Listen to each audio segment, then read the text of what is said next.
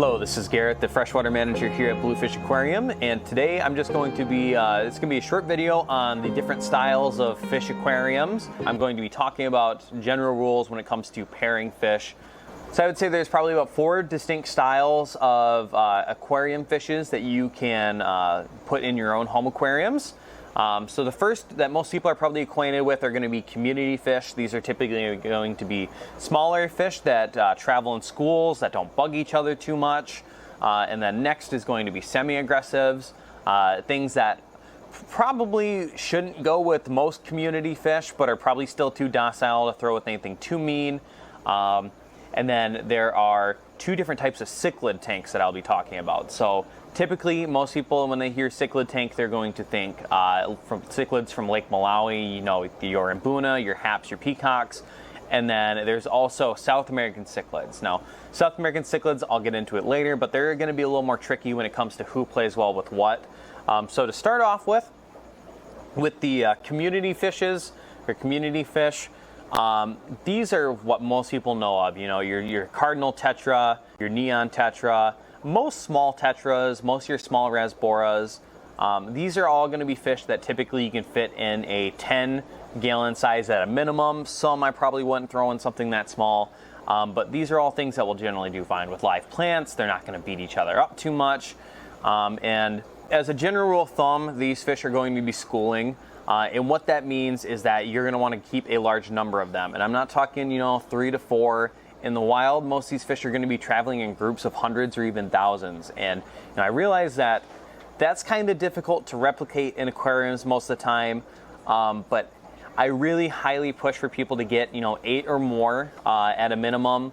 6 at, they'll probably be okay. And then if people just don't really want to listen, they really want their fish, I'm like, just please get 3 at the bare minimum. But realistically, these are fish that need to be kept in large groups, and not just large groups of fish, but large groups of the same species of fish.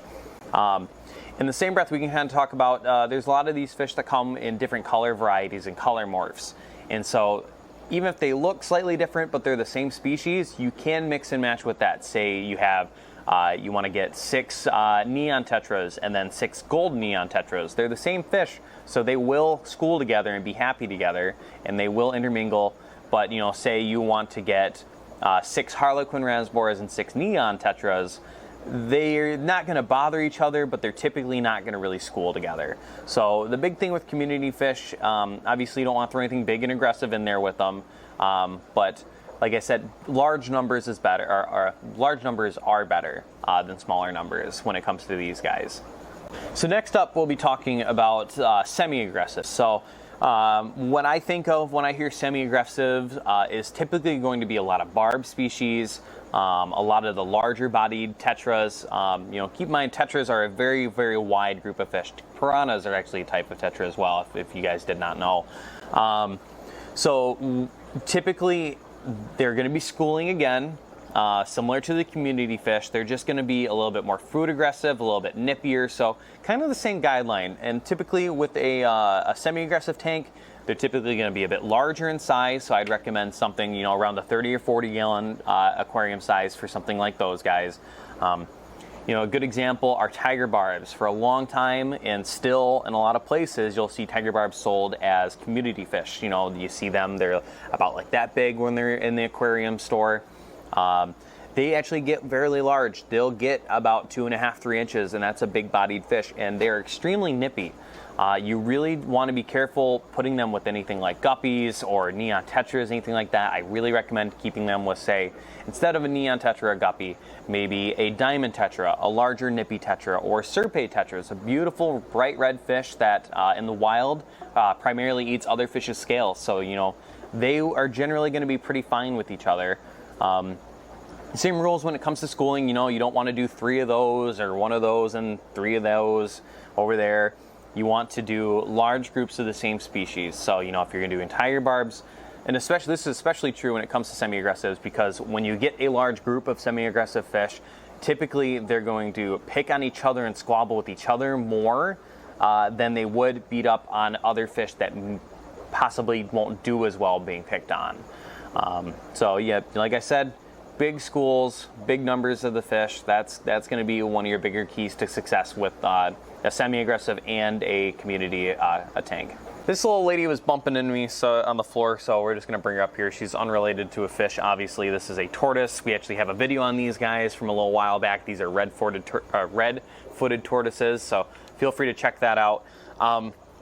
But next up, I'd like to talk about African cichlids. And when people say African cichlids, we're typically talking about one of the 3 African Great Lakes, Lake Malawi.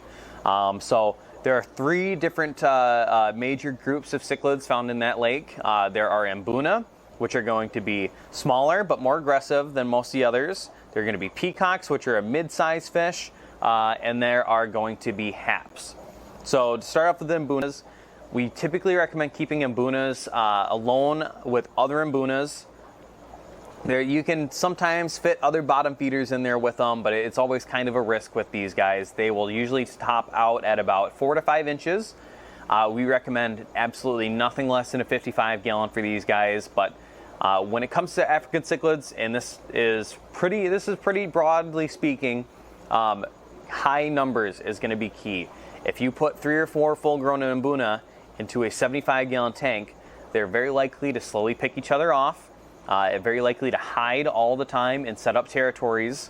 But when you overstock an aquarium, specifically an African cichlid aquarium, it's going to give them, it's hard to keep track of someone you're beefing with if you're in a large crowd. And this really translates well to African cichlids. So overstocking and making it so that if fish do want to be territorial with each other, the fish that they're going after gets lost in the crowd and the aggression kind of dies down.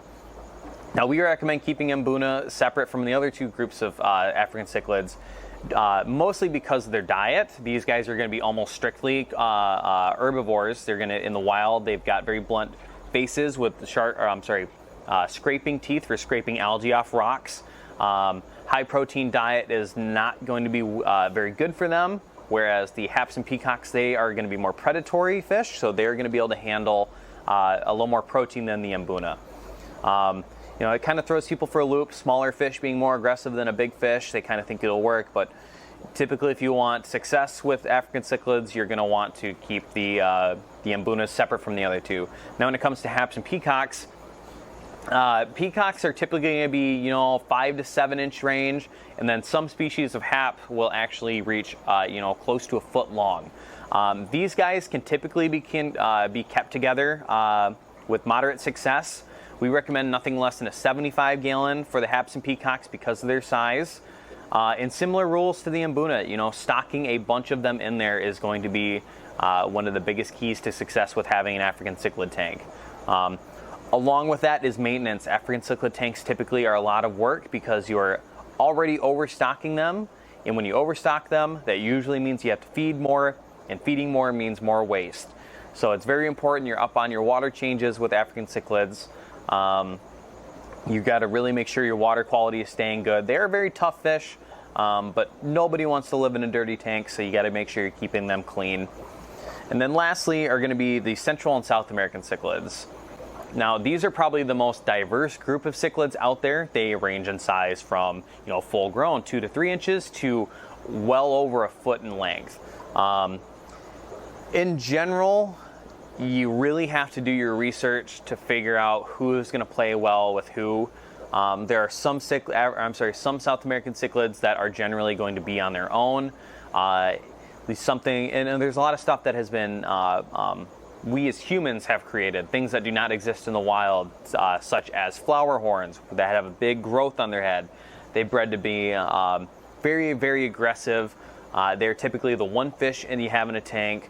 Whereas something like an electric blue cara, something that's 4 or 5 inch beautiful blue fish, typically they're going to be a little more docile. They're still cichlids, they can have a little bit of attitude, but typically you can throw them in there with other similar temperamented fish, other similar cichlids. So I wish I could be a little more in depth and descriptive when it comes to the South American cichlids, but there's just such a wide range of size, temperament, diet, all sorts of stuff that, when it comes to that kind of stuff, you can always ask us. But that being said, it's hard to just rattle off a bunch of names and tell you, oh, that will play nice with that will play nice with those guys.